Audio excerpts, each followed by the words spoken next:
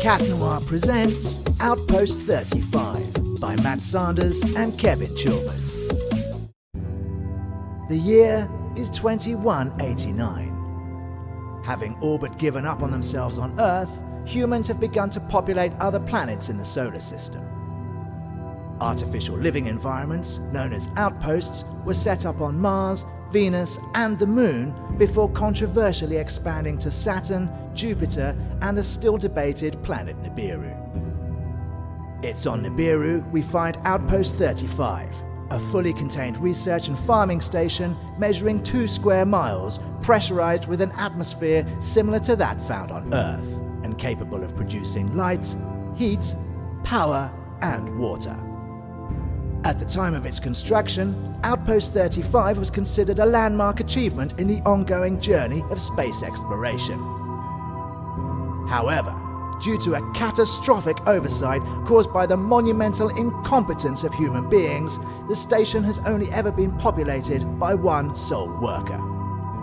Civilian Jeff Bumble was dumped on Outpost 35 years ago and told the remaining crew would join him shortly.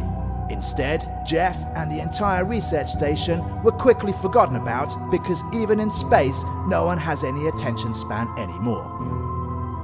Surviving all this time with a single all-purpose droid for company, we catch up with Jeff for the first time in years, because yesterday, some high-ranking official in some badge-wearing organization finally became aware of his existence. Hello? Ah, splendid! Jeff Tumble, isn't it? Actually, it's Bumble, sir. I'm Jeff Bumble. Terrific, Bumble Tumble. Absolutely terrific. Well, I'm Star Captain Dick Calhoon. Can you see me all right, Jeff? I can, yes. You're the first human being I've seen or spoken to in a very long time, even in screen form. I can only imagine. I expect you're impressed by all the badges I've got on my uniform. Haven't really noticed them, to be honest.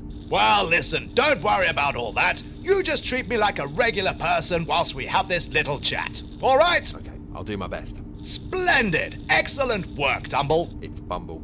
Just call me Jeff. Is that Jeff with a J or with a G? With a J.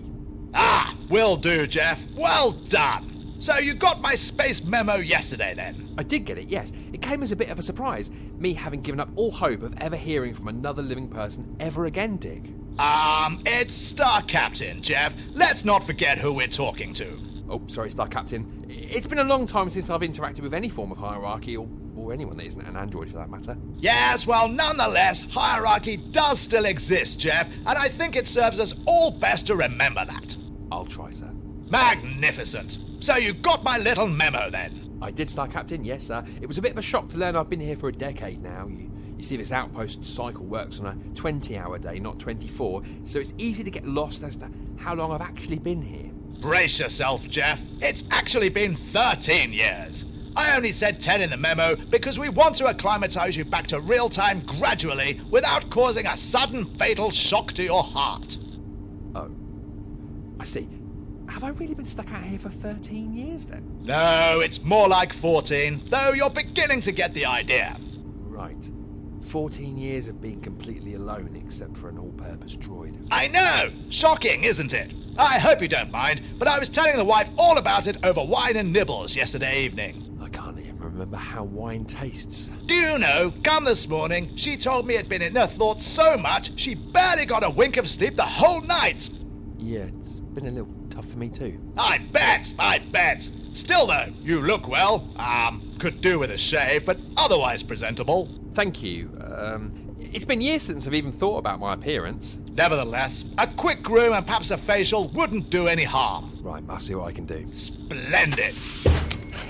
Good morning, Jeff. Would you like a cuddle? What? Not now, Bob, not now. We've got company. I don't mind. They are welcome to watch. Bob, we need to be serious. The guy on the screen is Star Captain Dick Calhoon. He's finally checking in after leaving us abandoned on this godforsaken outpost for the last 14 years. It's 15 years, Jeff. We're drip-feeding you the truth, remember? Oh, yeah. Oh my, look at you. Such a handsome face. Well, thank you, Bob. That's Very nice of you to notice. Do you moisturize? Will you be quiet, Bob? Actually, I do. In fact, I was just talking to Jeff here about the importance of a good ritualized daily face care routine. You have a beautiful head. Shut up, Bob. Well, I do try to take care of myself. I would like to lick your head all over. Damn it, Bob, read the room. What's the matter with your droid, Jeff? I'm not sure, Star Captain. He's supposed to be an all-purpose android, but somehow he regularly seems to be stuck on pleasure mode. I see. Why do you diminish my feelings, Jeff? Because you don't have any feelings, Bob. We've been over this. You're an android, remember? Such cold words when all I want to do is rub your shoulders tenderly. Bob, you're embarrassing me in front of a Star Captain. But it is perfectly natural for two life forms to sometimes peel off each other's clothes and lay under the sheets, wriggling. I'm really sorry about this, Star Captain. Not at all, Jeff. We're only human. See, the lickable head one agrees with me. You're not human, Bob. I won't tell you again. Listen, I've been in discussion with our HR team, Jeff. We're preparing a small expedition to come out and retrieve you. I could send an engineer to take a look at that droid if you like. Switch the pleasure mode off once and for all.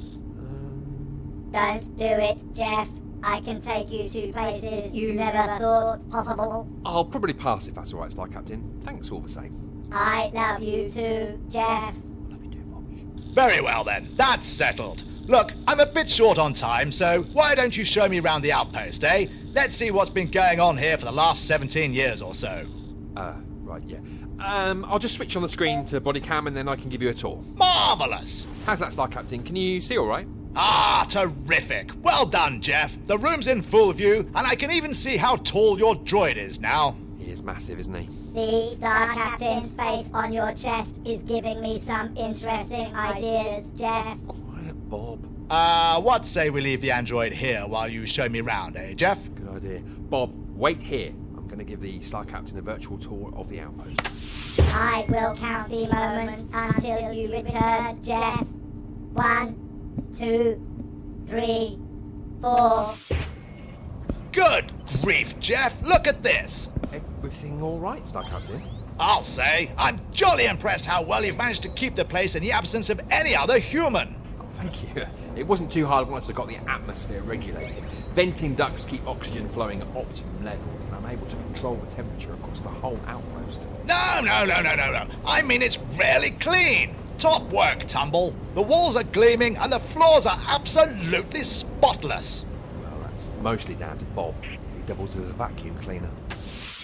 I have extraordinary suction function. I thought you were counting. Oh, 48, 49, 50. So, what temperature have you got the outpost set to, then? 20.5 degrees Celsius. It seems to work best to maintain a harmonious equilibrium. Ah, shame. Look, I don't want to be a nuisance, Jeff, but I personally prefer around 21.5 to 22 degrees. Well, that would deplete resources quicker and put energy production out of alignment. Yes, but unfortunately, I've got a condition where my feet get cold very quickly, and I find that extra degree or so really can make all the difference. I see. Are you planning to come here yourself then, Star Captain? Oh, gracious no. I've got a gala to attend to tonight. So maybe I'll keep the temperature as it is for now then. Ah, yes. Well, perhaps that is for the best. Listen, how have you been looking after yourself all this time? No access to a doctor in 19 years can't have been very easy. Bob helps if I get injured, but other than that, I haven't actually needed one. I mean, with no other people here, there's been very little in the way of stress, plus there's no invading pathogens to give me a cough, cold or a bug, so I think I've been quite lucky. Also, I try to exercise every day. Really? I couldn't be bothered with all that lark. What do you do? Lift weights, go for a swim, outrun Bob when he's particularly affectionate, and each morning I do some push-ups, pull-ups and squats. Squats? Squats? Yeah, like this. First I crouch down, then I straighten back up. See? Uh-huh. Would you be okay to demonstrate that just one more time, Jeff? Certainly. First I go down. And back up again? Like that. Yes. Tell me, does it always sound that way when you exercise? It does here for some reason. Must be to do with the climate. I see. Well, let's press on. What's through that door on the left? This one here? That's the one. That's the wind room. The wind room. Yeah, for some reason it just produces non-stop wind. Right. Look, I want you to be straight with me about all this, Tumble. Are we talking flatulence? No, Star Captain, it's the other type of wind. Like nature? Oh, well, that is a relief. Why does it produce wind? I'm not sure. I switched off all the power in there, and me and Bob went through it with a fine-tooth comb looking for a cause, but there's no malfunctions. Nothing has an error reading, and all the pipes and vents are functioning as they should be. Yet when I power it up again, back comes the wind. It would be a little remiss of me if I didn't ask to see the room, Jeff. Hang on, I'll open the door, but I'm not going in. There you go! Extraordinary. It's quite something, isn't it? Like I say, no idea why. How long's it been like this? Few years. So, what do you do about it? I mostly shut the door and get on with my day. No, I tell a lie.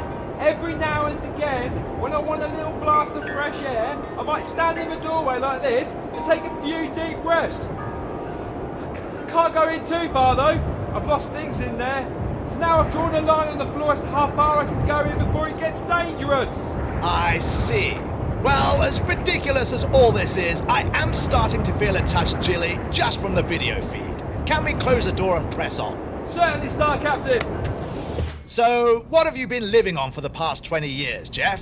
How have you been able to sustain yourself? According to HR, the provisioned ration stock would have run out somewhere between years 3 and 5, even if only eaten by just one person. I built an allotment. Really? On the outpost? Yeah, nothing special, but I was able to use the light energy to cultivate some soil. I reprogrammed some sprinklers to work as a hydration unit. From there, I was able to grow some plants and a couple of trees, and before I knew it, I got an allotment. Splendid! Can I see it? Guess so. It's this way. This place is absolutely enormous, Tumble. How have you not gone mad here all by yourself? It's not that big. In fact, it's pretty small when Bob's chasing you round and stuck in excitement mode for 3 weeks at a time. Then you realise there aren't many places left to hide. Sounds horrid. It was. It's a bit like the movie Alien, but with bongo music. I see. Are we nearly there? Yep, it's just here. My allotment. Good heavens, Jeff. This is spectacular. It's alright, I suppose. Are those chickens? That's right. Not quite sure where they came from, but it's nice to have eggs again. And was that a horse? No, I think that's the donkey. I call her Nancy. She and Bob haven't quite really figured each other out yet. But this is absurd, Tumble. I mean, how's it even possible? I don't know. Me and Bob were wondering that the other day. I suppose, like that Kevin Costner movie once said, if you build it, they will come. I don't know the reference, Jeff. It's the future now. No one watches films anymore. Oh. The thing is, there's an absolute wealth of nature in there. How's it all surviving? Largely by itself, I think. Once the soil was fertile, seeds started to take and plants grew and flowers blossomed, and that brought the bees and the butterflies, and they spread the pollen. Crops in the fields brought more insects and wildlife, who in turn brought the birds, and then came the rabbits. I mean, I think I once saw a cat out here, but I've never seen it again. This is astonishing, Tumble. Splendid work. You've done an absolutely bang-up job here. Well, I haven't had any paperwork or emails to deal with, which has freed up a lot of my time. In fact, yours was the first memo I've gotten in apparently 20 years. 22, Jeff. So, what exactly have you got growing in there? Well, there's the grain field over there. There's 3 other fields. I regularly rotate them for vegetables. There's a seed farm, fruit patches over here, and there. And over the back, there's an apple orchard. Staggering! Sounds like the only thing missing is a fishing lake. Not for long. Bob's working on some plans to install one over there, down in the valley. And how long has all this taken? Few years. Initially, I couldn't get the seeds to take correctly. Even with the right climate, the yield was poor, and the harvests were quickly spoiled and they tasted bad. But by the second year, I took a more rigorous approach to the land. But seeing the ration supplies going down, I grew quickly impatient at urging the crops to grow, and ultimately, I found I was just shouting at turnips. Dreadful! Do During the third year, however, I took something of a more relaxed approach to it all, as I realised anything growing here would have to adapt to this strange environment in just the same way I had to. Well done, Tumble. How very zen. And that resulted in this haven I'm seeing before me, I presume. More or less. It's like the more time I spend in nature, the more comes into view. So you've got a veritable banquet of fruits, vegetables, herbs and spices then. Everything except carrots. Carrots? Yeah. Unfortunately, no matter what me and Bob have tried, carrots just do not grow quite right here. In fact, they've caused so much trouble, we've had to store them in another room. Really? Yeah. Come with me. Just need to go through here. Tell me, Tumble, have you ever gotten lonely out here all by yourself for the last 23 years? Yeah. I suppose I sometimes miss my mum. Mummy mode activated. Oh, Jeff, you have been a naughty boy. Pull down your pants. Not now, Bob. I'm still showing the Star Captain around. Oh. 435. 430. Why do you call your android Bob? It stands for Back of Beyond. Oh. Well, look, I'm sorry the rest of your team were never dispatched out to you, Tumble. It's all right. I think I prefer to be stuck here with just the nature and Bob instead of working in a room full of badges and idiots. Whatever do you mean? Nothing. Here is the carrot room. Ah, excellent. Let's see what's so terribly wrong with these carrots. Fair enough, but I must give you a scare warning, Star Captain. What you're about to see could be very, very, very frightening. Damn it, man. Don't ramp up the tension. Just open the door. Okay. Here we go. I can't see anything, Tumble. Hang on. I'll put the lights on. Dear God. I know. Strange, isn't it? All the rest of the fruit and veg come out normal. Just not the carrots. Are they dangerous? Yeah. I mean, they can bite. They do scratch. It's why we have to store them in here out of the way. You're putting me off carrots for life. That was absolutely terrifying, Tumble. I feel quite uncomfortable. Then, do you really want to send a rescue team out here, Star Captain? What? Whatever do you mean? Well, can HR really justify the expenditure of a rescue mission for just one human and a droid? I mean, what with all the terrifying carrots and all? I suppose you've got me there. What are you proposing? Well, just off the top of my head. How about instead sending a rescue team? You just give me another call in the future to make sure I'm alright. I see. How long do you want to leave it? Be honest with me, Star Captain. How long have I actually been here? Very well. It's 25 years, Tumble. A quarter of a century. I see. How about you leave it another 25 years then? Are you really sure about this? Positive. All right then, it would keep the monthly expenditure down. Sounds good. It's settled then. Well, listen, I'd love to see more of the Outpost, Tumble, but it seems you've got everything in order, and I really ought to get ready for this gala. I quite understand, Star Captain. So, thanks awfully for the virtual tour today, and I'll touch base with you in another 25 years or so. I can't wait. All the best to you, Tumble. And all the best to you, Star Captain Nick Vavavu. It's Star Captain Dick Calhoon. Yeah, I know. Bye. What the? It's alright, Bob. He's gone. Great news, Jeff. Do you fancy a tickle? Not now, Bob.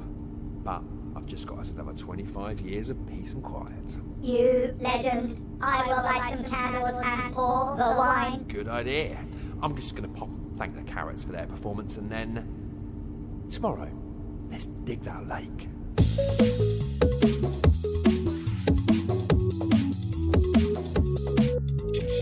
You have been listening to Outpost 35, written, produced, recorded and edited by Matt Sanders and Kevin Chilvers. Promotional material by Laurie Stone.